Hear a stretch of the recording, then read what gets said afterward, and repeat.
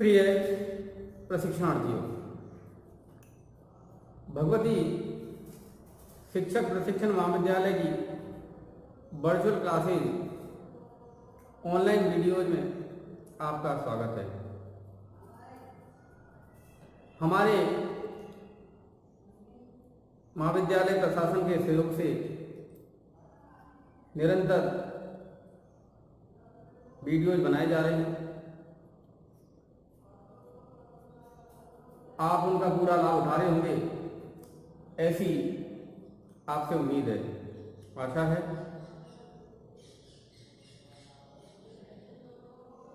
BA BEd, BSc BEd third year के संदर्भ में मेरे द्वारा 2 पेपर्स के वीडियोज बनाए जा रहे हैं। आज मैं सूक्ष्म शिक्षण के संदर्भ में आपसे बात करने आया हूँ। सूक्ष्म शिक्षण पर हमने कई वीडियोज बना दिए हैं और उनमें कई कौशलों के बारे में बात कर ली है। आज हम प्रश्न कौशल की बात करेंगे। एक शिक्षक होने के नाते कक्ष में बच्चे को अभिप्रेरित करने के लिए, रुचि जागृत करने के लिए, मानसिक रूप से कक्ष में उपस्थित करने के लिए शिक्षक पर प्रश्न करना आना चाहिए। न केवल प्रश्न करना आना चाहिए, अपितु उनका निर्माण करना भी आना चाहिए। एक शिक्षक प्रश्न के माध्यम से अपनी कक्षा को सक्रिय रखता है, जीवित रखता है और अंतःक्रिया स्थापित करता है। तो प्रिय प्रशिक्षणार्थियों, आज की वीडियो के संदर्भ में हम बातें करते हैं और शुरू करते हैं। ठीक है दोस्तों, तो सबसे पहली बात, प्रश्न पत्र है माइक्रो टीचिंग और प्रकरण का नाम है प्रश्न कौशल, questioning skill, class BA BSc third year. यहां मैंने 2 लाइनें लिखी हैं प्रश्न के संदर्भ में। पहले इनको समझना जरूरी है। क्या है? शिक्षण कला में प्रश्न पूछना न केवल अनिवार्य है, कंपल्सरी, अपर्याय, अत्यंत आवश्यक। देखिए, शिक्षण कला में प्रश्न पूछना न केवल अनिवार्य अर्थात कंपल्सरी, अपर्याय, अत्यंत आवश्यक, नीडेड है, अपितु अत्यंत उपयोगी, वेरी यूजफुल और प्रेरणादायक, इंस्पायरिंग। प्रश्न पूछना शिक्षक के द्वारा कक्षा में 4 उद्देश्यों की पूर्ति करता है। इस प्रकार से प्रश्न पूछना अनिवार्य है, कंपल्सरी है, अपर्याय, नीडेड है, उपयोगी है, वेरी यूजफुल है और प्रेरणादायक, इंस्पायरिंग भी है। इसका मतलब ये हो गया, कक्ष शिक्षण में शिक्षक को प्रश्न पूछने चाहिए। अगर कक्ष में शिक्षण के दौरान एक अध्यापक के द्वारा प्रश्न पूछे जाते हैं तो वह इन 4 लक्ष्यों की प्राप्ति करता है।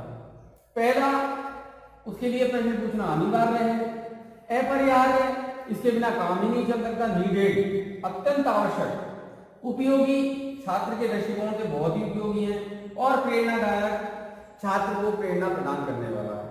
तो इस प्रकार से हम ये कह सकते हैं कि प्रश्न पूछना जरूरी है, उपयोगी है, उद्देश्यपूर्ण है।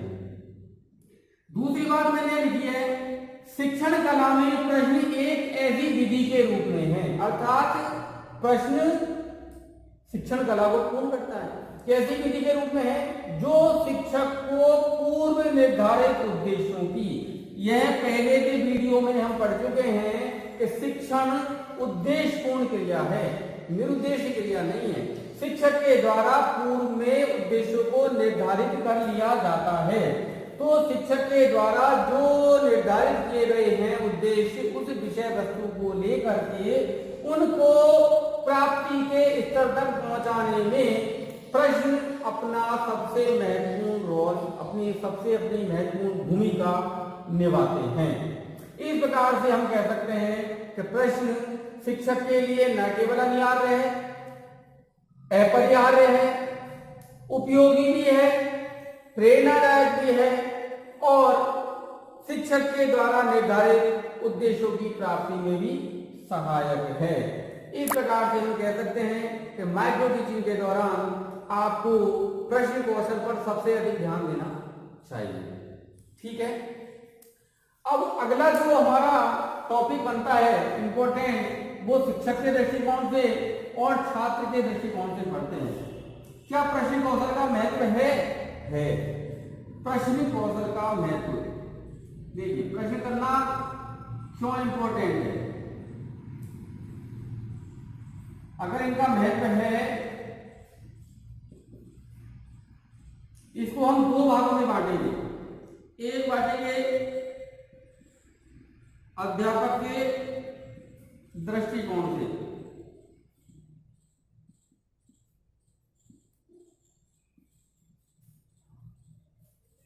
और दूसरा बांटेंगे छात्र के दृष्टिकोण से। ठीक है, देखो प्रश्न करना जो है उसके जो लाभ हैं वो दोनों पक्षों को होते हैं। अध्यापक को तो होते ही होते हैं, छात्र को भी होते हैं।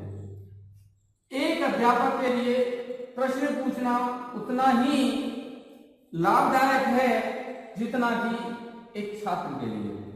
इस आधार पर यह कहा जा सकता है कि जो है प्रश्न करना न केवल अध्यापक को अपने खुद के हित में है, अपितु उसके द्वारा जो विषय वस्तु पढ़ाई जा रही है उस विषय वस्तु को अंत्यक्रिया के संबंध में छात्र के पास पूर्णतः पहुंचाने में भी है।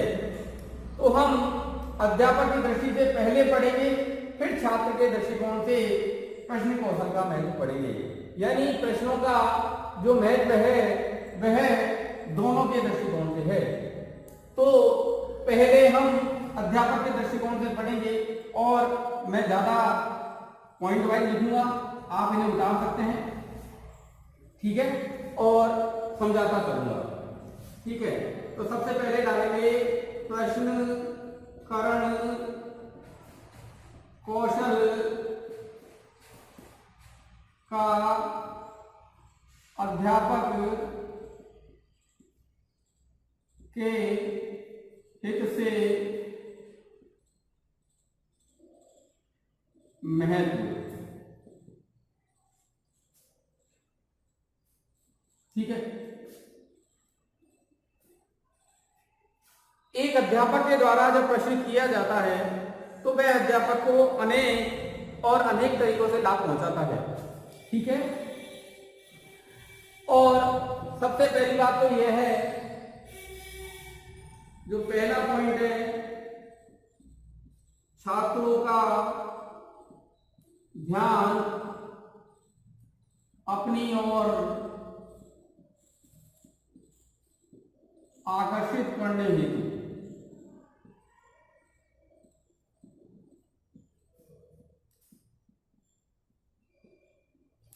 एक कक्षा में अनेक छात्र होते हैं और यह आवश्यक नहीं सभी छात्रों का ध्यान शिक्षक की ओर रहे। ऐसी स्थिति में शिक्षक ऐसे छात्र जिनका ध्यान शिक्षण विषय पर या विषय वस्तु पर या ब्लैक बोर्ड पर नहीं है, उनका ध्यान कक्ष में बनाए रखने के लिए, अपनी ओर आकर्षित करने के लिए उस छात्र से प्रश्न पूछ सकता है। जैसे ही शिक्षक उस छात्र से प्रश्न पूछेगा, वह छात्र क्लास में मानसिक रूप से उपस्थित हो जाएगा। तो बहुत सारे बच्चे ऐसे होते हैं जो फिजिकल रूप से तो, शारीरिक रूप से तो कक्षा में उपस्थित होते हैं, किंतु मानसिक रूप से कक्षा में उपस्थित नहीं होते। तो ऐसी स्थिति में पूरी कक्षा को अपनी ओर आकर्षित बनाए रखने के लिए पूरी कक्षा के छात्रों का ध्यान अध्यापक की ओर केंद्रित करने के लिए अध्यापक को प्रश्न करने चाहिए। तो तो पहला फायदा तो ये हुआ कि अगर प्रश्न करता है तो छात्रों का ध्यान शिक्षक की ओर स्वयं अपने आप आकर्षित हो जाएगा। ठीक है। दूसरा, छात्रों को अभिप्रेरित करने के लिए वह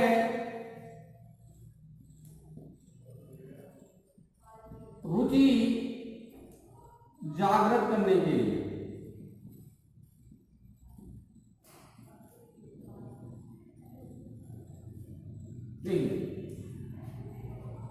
शिक्षक के द्वारा कोई भी जो क्रिया की जाती है तो उसका मूल और प्रथम उद्देश्य ये होता है कि वह छात्रों को अभिप्रेरित करे, प्रेरणा प्रदान करे, छात्र को आगे की विषय वस्तु के लिए लाभान्वित करे। ऐसी स्थिति में छात्रों को अभिप्रेरित करने के लिए प्रश्न करने से बढ़िया कोई साधन नहीं हो सकता। तो शिक्षक को छात्रों को अभिप्रेरित करने के लिए और विषय वस्तु में रुचि जागृत करने के लिए, रुचि कैसे जागृत होगी? जब शिक्षक प्रश्न पूछेगा, छात्र उसका उत्तर देगा तो उसे एक पुनर्वलन मिलेगा। तो ऐसी स्थिति में हम कह सकते हैं कि छात्रों को अभिप्रेरित करने के लिए और रुचि जागृत करने के लिए एक अध्यापक को कक्षा में प्रश्न करने चाहिए। ठीक है। तीसरा जो पॉइंट है वह है छात्रों के पूर्व ज्ञान का पता लगाने में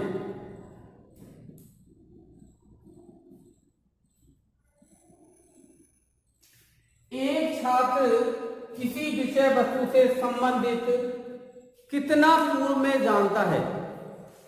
त्रिभुज पढ़ा रहा हूं, क्या वह रेखाखंड, बिंदु, कोणों के बारे में जानता है? क्या वह बहुभुज के बारे में जानता है? ऐसी अगर जानकारी शिक्षक को चाहिए, अगर बच्चा गुणा करना सीख रहा है, उस पे पहाड़े आते हैं कि नहीं आते हैं, बच्चा एक सजीव या निर्जीव के बारे में पढ़ना चाहता है, पढ़ाना चाहते हैं और सजीव निर्जीव के उदाहरणों के बारे में नहीं जानता, इसका मतलब क्या हो गया कि एक शिक्षक के द्वारा किसी विषय वस्तु जिसको वह पढ़ा रहा है उससे संदर्भित छात्र के पास कितना पूर्व ज्ञान है। शिक्षक अगर मुगल वंश के बारे में पढ़ा रहा है तो क्या छात्र को मुगल वंश के किन्हीं राजाओं का नाम का पता है? छात्र अपने उस पूर्व ज्ञान का परिचय उत्तर के रूप में शिक्षक को देता है। तो ऐसी स्थिति में एक छात्र के पास किसी विषय वस्तु से संबंधित कितना ज्ञान है, इस ज्ञान को पता लगाने के लिए, इस ज्ञान का जानकारी लेने के लिए शिक्षक को प्रश्न करना चाहिए। तो इसके माध्यम से छात्र के पूर्व ज्ञान का पता शिक्षक को लग जाएगा। ठीक है। चौथा, छात्रों की कमजोरियां, वीक पॉइंट, गलतियां, मिसबिहेव, व अशुद्धियां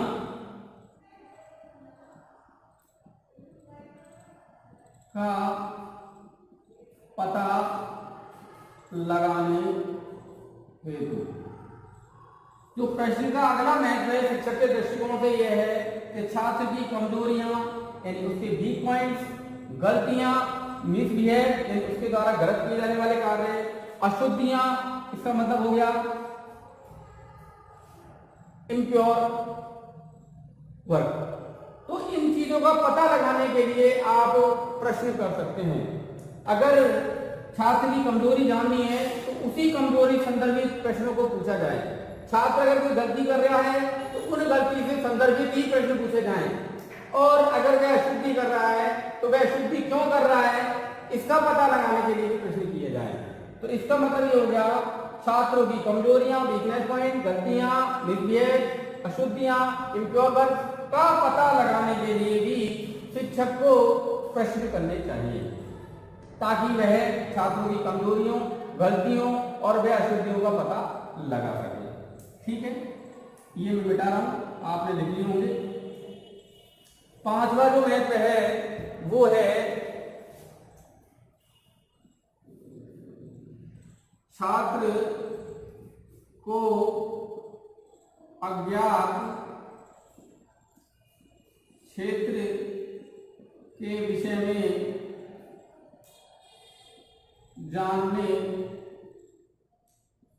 हेतु विषय वस्तु से संबंधित ऐसे कौन कौन से क्षेत्र हैं जिनके विषय में छात्र अज्ञात है, जिसे छात्र को कोई जानकारी नहीं है, ऐसे क्षेत्र के विषय में जानने के लिए भी शिक्षक को शिक्षण के दौरान प्रश्न करने चाहिए, ताकि वह छात्र के उन क्षेत्रों का पता लगा सके जिनसे वह अज्ञात है, अनजान है, जिनके बारे में उसके पास कोई जानकारी नहीं है।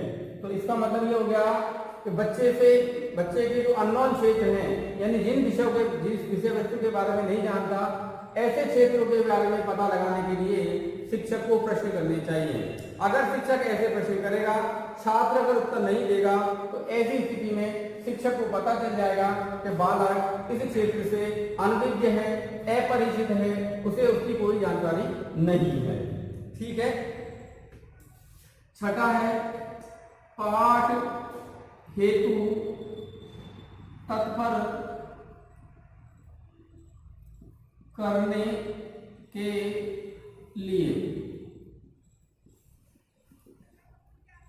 शिक्षक जो विषय वस्तु जो लेसन प्लान आज पढ़ाने जा रहा है और उस हेतु वह बच्चों को तैयार करना चाहता है, बच्चों को इंस्पायर करना चाहता है, प्रिपेयर करना चाहता है, तो भी प्रश्न किए जाते हैं। अर्थात विषय वस्तु या पाठ के हेतु तैयार करने के लिए पाठ आरंभ करने से पहले भी वह प्रश्न करता है और इन प्रश्नों के माध्यम से छात्र को वह तैयार करता है कि आज हम इस विषय वस्तु का अध्ययन करने वाले हैं। तो इसका मतलब ये हुआ पाठ की तैयारी के लिए भी, पाठ के लिए तैयार करने के लिए भी शिक्षक छात्रों से प्रश्न करता है। ठीक है। छठा पूर्व ज्ञान व विषय वस्तु से संबंध स्थापित करने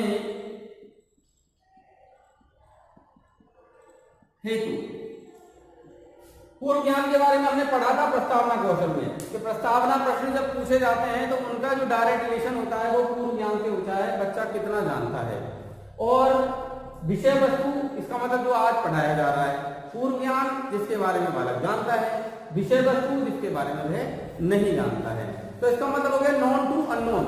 नॉन और अननोन के बीच में एक रिलेशन स्थापित करने के लिए भी प्रश्न मदद करते हैं। किसकी? शिक्षक की। इसका मतलब हो गया छात्र कितना जानता है वह उसका प्रीवियस नॉलेज है, और छात्र जो आज जानने वाला है वह उसके लिए भी अननोन है।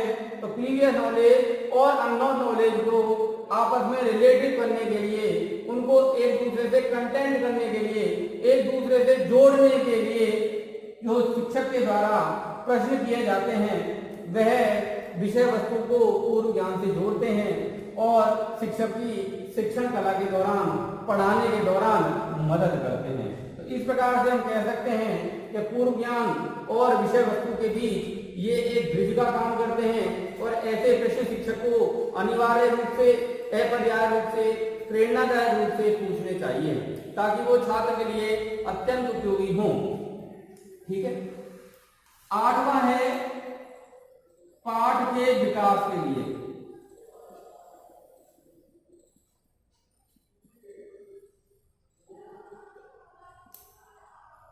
आप जब मैक्रो लेसन, बड़े लेसन बनाना सीखेंगे तो वहां पर एक प्रकार के प्रश्न आते हैं जिन्हें हम विकासात्मक प्रश्न कहते हैं। विकासात्मक प्रश्नों का कार्य केवल यही है कि छात्र के पूर्व ज्ञान को नवीन ज्ञान से जोड़ते हुए पाठ का विकास करें। इसका मतलब हो गया छात्र को कंटेंट से जोड़े। तो इसका मतलब पाठ को आगे की तरफ ले जाने के लिए, पाठ को नवीन आयाम तक पहुंचाने के लिए जिन प्रश्नों का प्रयोग किया जाता है वो प्रश्न विकासात्मक प्रश्न होते हैं, और ऐसे जो प्रश्न होते हैं वो पाठ के विकास के लिए बड़े अनिवार्य होते हैं। और हमें ऐसे प्रश्नों को शिक्षक को शिक्षण के दौरान पूछा जाना चाहिए। अगर शिक्षक प्रश्न के माध्यम से पाठ का विकास करेगा तो छात्र सक्रिय रहेंगे, अंतःक्रिया स्थापित होगी, विषय वस्तु से जुड़ाव रहेगा, शिक्षक को अनुशासन बनाने की आवश्यकता नहीं होगी। तो इसका मतलब हो गया, अगर छात्र को सक्रिय रखना है, जोड़े रखना है, तो पाठ के विकास हेतु शिक्षक को प्रश्न करने चाहिए।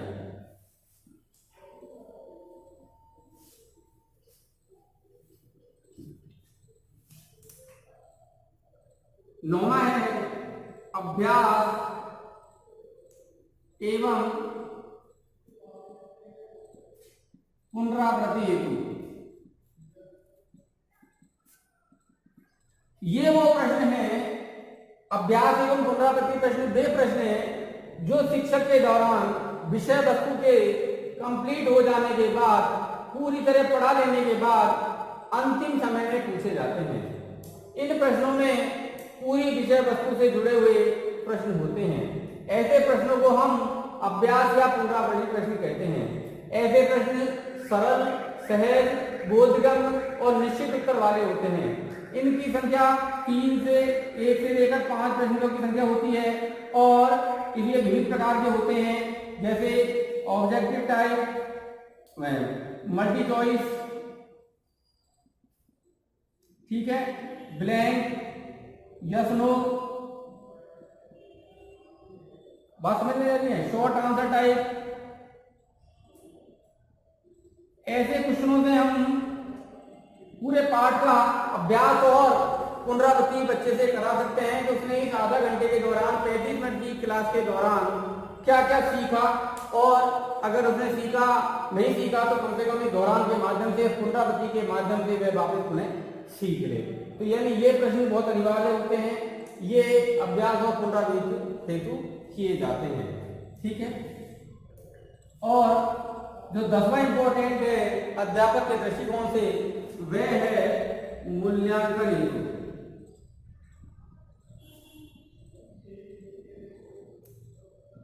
देखिए, मूल्यांकन अंक ज्ञान नहीं है कि किसी बालक ने किसी कक्षा में, किसी टेस्ट में 10 में से 20 नंबर हासिल कर लिए, तो 10 में से 10 नंबर हासिल कर लिए तो वह एक अच्छा मूल्यांकन हो गया, या 20 में से 10 हासिल कर लिए तो निश्चित से वह कमजोर हो गया, या 20 में से 2 नंबर हासिल कर लिए तो वह कमजोर हो गया। मूल्यांकन बहुआयामी होता है, सर्वांगीण होता है। इसमें बच्चे के सभी दृष्टिकोण से इसको देखा जाता है, और सभी दृष्टिकोण से देखने के लिए कोई बालक लिखित में अच्छा नहीं हो सकता किंतु मौखिक में अच्छा हो सकता है, कोई बच्चा मौखिक में अच्छा नहीं हो सकता लेकिन लिखने में अच्छा हो सकता है, कोई बालक खेल में अच्छा हो सकता है, कोई बच्चा कला में अच्छा हो सकता है, मूल्यांकन कोई बच्चा व्यवहार चारित्रिक दृष्टिकोण से अच्छा हो सकता है। तो मूल्यांकन बहुआयामी होता है, और ऐसे मूल्यांकनों को जानने के लिए भी कक्षा में, इसका मतलब नहीं है केवल के विषय वस्तु से जुड़े हुए प्रश्न हो, विषय वस्तु से रिलेटेड और उसमें अंतर्निहित अप्रत्यक्ष मूल्यांकन हेतु भी प्रश्नों का करना चाहिए। हम अर्धवार्षिक या टेस्टों के माध्यम से या वार्षिक परीक्षाओं के माध्यम से छात्र का बार बार मूल्यांकन करते हैं। उसके अलावा हम चलते फिरते भी सामान्य दृष्टिकोण से भी उसका मूल्यांकन करते रहते हैं। तो इसका मतलब हो गया, ऐसी स्थिति में मूल्यांकन के माध्यम से कक्षा कक्ष के दौरान, कक्षा कक्ष के बाहर और अन्य कई गतिविधियों में छात्रों से विभिन्न प्रकार के प्रश्न करके भी हम उसका मूल्यांकन समय समय पर करते रहते हैं। तो इस आधार पर हम कह सकते हैं कि एक अध्यापक के दृष्टिकोण से प्रश्न करना बहुत अनिवार्य है, बहुत आवश्यक है। वह उसकी शिक्षण कला को बड़ा आसान बनाता है, उपयोगी बनाता है। ठीक है, अब हम दूसरे पॉइंट पे जाते हैं। दूसरा जो पॉइंट है वो है हमारा छात्र के हिस्से। जब हम छात्र के हिस्से की बात करने की कोशिश करते हैं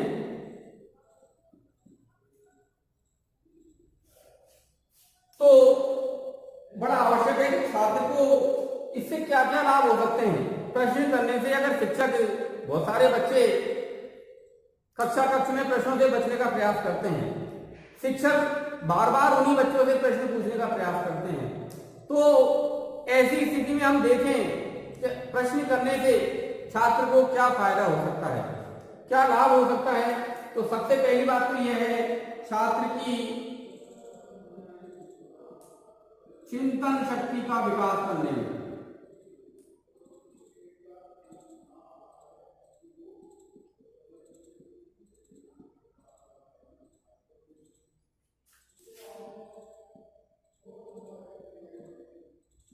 लेकिन कोई भी नवीन ज्ञान है वो चिंतन शक्ति का परिणाम होता है। दुनिया का कोई भी नवीन ज्ञान चिंतन शक्ति का परिणाम होता है। अगर छात्र चिंतन करेगा तो नवीन ज्ञान की खोज करेगा, नवीन ज्ञान की पुष्टि करेगा, नवीन ज्ञान की ओर आकर्षित होगा। और प्रश्न के माध्यम से छात्र पूरी विषय वस्तु को सोचकर उसको केंद्रित करने का जो कार्य करता है वह चिंतन है। तो एक अध्यापक के द्वारा जब प्रश्न किए जाते हैं तो छात्र उस प्रश्न का उत्तर देने के लिए चिंतन करते हैं और धीरे धीरे उसकी चिंतन शक्ति का विकास होता है। चिंतन शक्ति बहुआयामी होती है। चिंतन शक्ति नवीन ज्ञान की खोज करने के लिए, अभिप्रेत करने के लिए, उसको इकट्ठा करने के लिए अनिवार्य होती है। इस प्रकार से हम कह सकते हैं कि एक छात्र को ज्ञान की चरम सीमा तक पहुंचाने के लिए चिंतन शक्ति का होना आवश्यक है और यह चिंतन शक्ति प्रश्न करने के माध्यम से विकसित होती है। दूसरा है छात्र की कल्पना शक्ति का विकास करने में। देखिए इमेजिन, एक बड़ी अच्छी सी कहावत है कि जहां ना पहुंचे रवि वहां पहुंचे कभी। इसका मतलब हो गया कि कल्पना शक्ति बड़ी विचित्र होती है। यह व्यक्ति को उस जगह तक ले जाती है जहां पर सामान्य व्यक्ति अपनी शरीर के द्वारा नहीं पहुंच सकता। कल्पना शक्ति मानसिक शक्ति का विकसित रूप है। इसके माध्यम से वह ऐसी कल्पनाएं करता है और फिर उन कल्पनाओं को साकार करने का कार्य करता है। अगर व्यक्ति कल्पना ही नहीं करेगा तो कोई भी नवीन ज्ञान हमारे सामने साकार रूप में आ ही नहीं सकता। तो इस प्रकार से छात्र की कल्पना शक्ति का विकास करता है, वह कल्पना में नवीन आयामों को स्थापित करता है और फिर चिंतन शक्ति के माध्यम से उस नवीन आयाम को साकार करने का प्रयास करता है। तो बालक के पास कल्पना शक्ति का होना बहुत आवश्यक है और कल्पना शक्ति का विकास करने में प्रश्न अपना महत्वपूर्ण रोल निभाते हैं। तीसरा है छात्र को मानसिक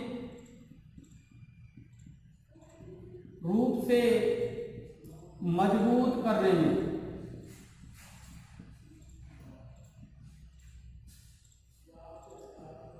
देखो सबसे जो इंपॉर्टेंट शक्ति होती है वो मानसिक शक्ति होती है। ऐसा कहा जाता है कि जो व्यक्ति मानसिक रूप से मजबूत होता है वह हमेशा जीतता है। जरूरी नहीं है शारीरिक रूप से मजबूत हो वही व्यक्ति जीतता हो। छात्र को मानसिक रूप से जो मजबूत करने में प्रश्न कौशल अपनी महत्वपूर्ण भूमिका निभाता है। मानसिक रूप से मजबूत होने का मतलब यह है कि आधी रात को भी उठा करके अगर उससे किसी विषय वस्तु के संदर्भ में प्रश्न कर लिया जाए तो वह हमेशा मानसिक रूप से तैयार रहता है। मानसिक रूप का मतलब हो गया उसकी मन की जो शक्ति है, उसकी जो मन की पावर है वह हमेशा मजबूत बनी रहेगी। वह कभी भी जो है मानसिक रूप से घबराएगा नहीं। तो छात्र के मन को मजबूत करने के लिए, छात्र की मानसिक शक्ति का मतलब है छात्र की बुद्धि को मजबूत करने के लिए, उसकी इंटेलिजेंसी को बढ़ाने के लिए प्रश्न अपना महत्वपूर्ण रोल अदा करते हैं। ठीक है।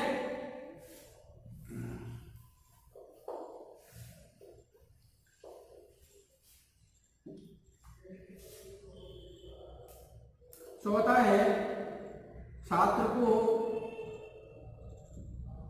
कक्षा कक्ष में सक्रिय रखने में।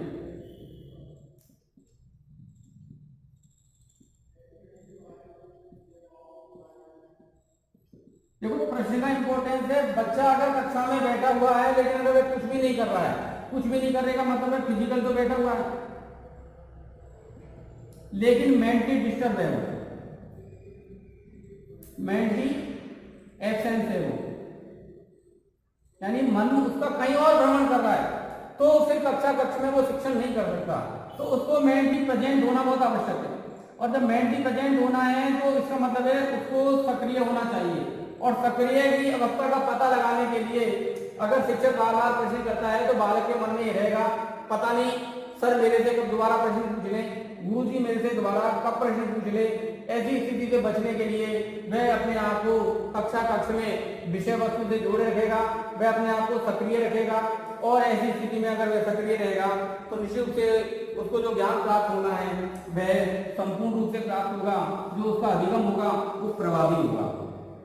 छात्र के द्वारा जो प्राप्त अधिगम है वो प्रभावी करने के लिए भी छात्र को सक्रिय रखना आवश्यक है, और सक्रिय रखने के लिए अध्यापक को कक्षा में बार बार पुनः पुनः और विशेषकर जो मानसिक रूप से उपस्थित नहीं होते हैं ऐसे छात्र, उनसे प्रश्न पूछते रहना चाहिए। ठीक है, तो छात्र को कक्षा में सक्रिय रखने के लिए भी। अगला है कक्षा में अनुशासन बनाए रखने में।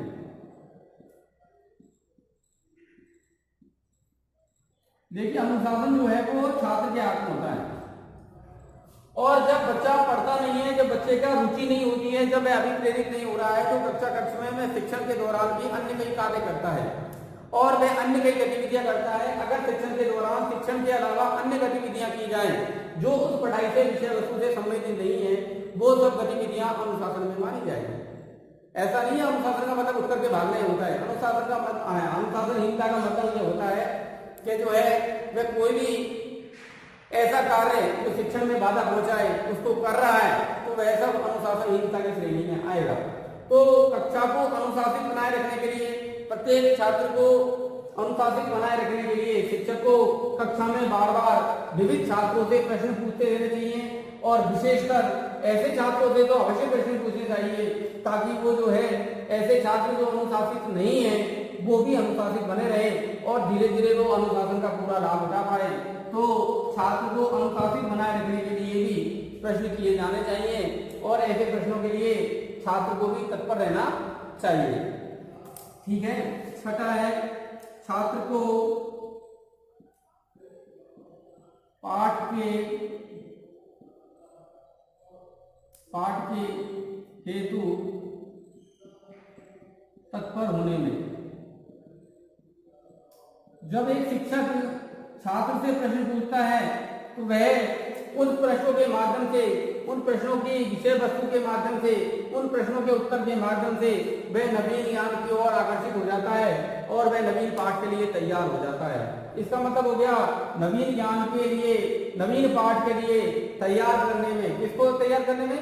छात्र को तैयार करने में प्रश्न अपनी महत्वपूर्ण भूमिका निभाते हैं। ठीक है, प्राप्त करने में देखिए छात्र कोई भी नवीन काम तब करता है जब वह प्रेरित होता है। प्रेरित होने का मतलब ये हो गया, इसका मतलब है वह काम उसे अच्छा लगा, वह उसे रुचिकर लगा, वह इस काम को पुनः पुनः करना चाहता है, यही प्रेरणा है। प्रेरणा जो है व्यक्ति को नवीन ज्ञान की ओर ले जाने का कार्य करती है, नवीन ज्ञान में रुचि बनाए रखने का काम करती है। तो इसका मतलब ये हो गया, छात्र अगर प्रश्न का उत्तर देता है, छात्र प्रश्न को अपने आप से जोड़ता है, तो निश्चित रूप से उसे प्रेरणा मिलती है, वह अभी प्रेरित होता है और वह अध्यापक के द्वारा जो प्रश्न पूछे जाते हैं उनका उत्तर देने में अपनी रुचि रखता है और प्रेरित होता है। इस प्रकार से हम कह सकते हैं कि जो है प्रश्न जो है छात्र को अभिप्रेरित भी करते हैं। 8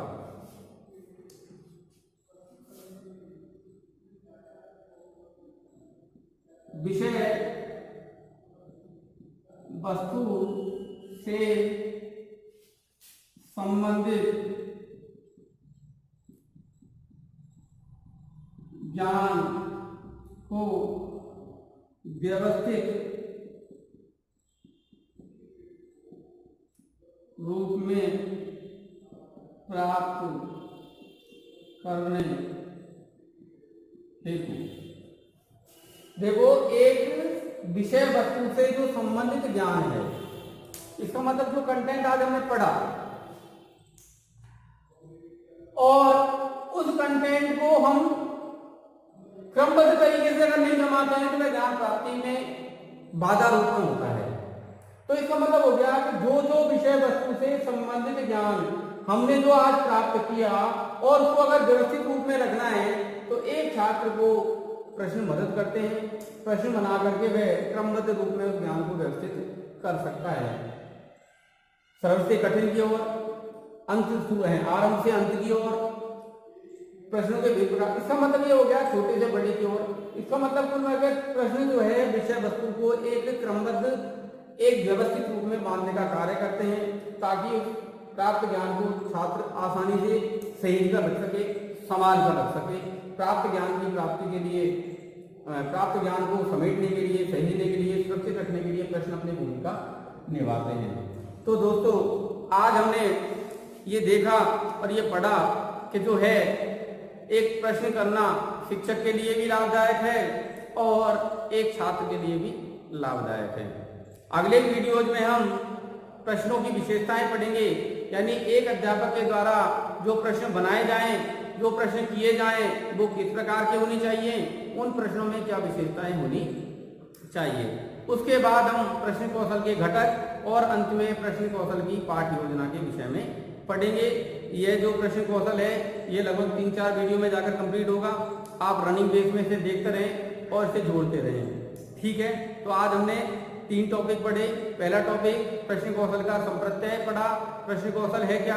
प्रश्न कौशल एक ऐसी विधि के रूप में है जो प्रश्न एक ऐसी विधि के रूप में है, ये परिभाषा बोल रहा हूँ, प्रश्न एक ऐसी विधि के रूप में है जो शिक्षक को पूर्व निर्धारित उद्देश्यों की प्राप्ति में सहायता करते हैं।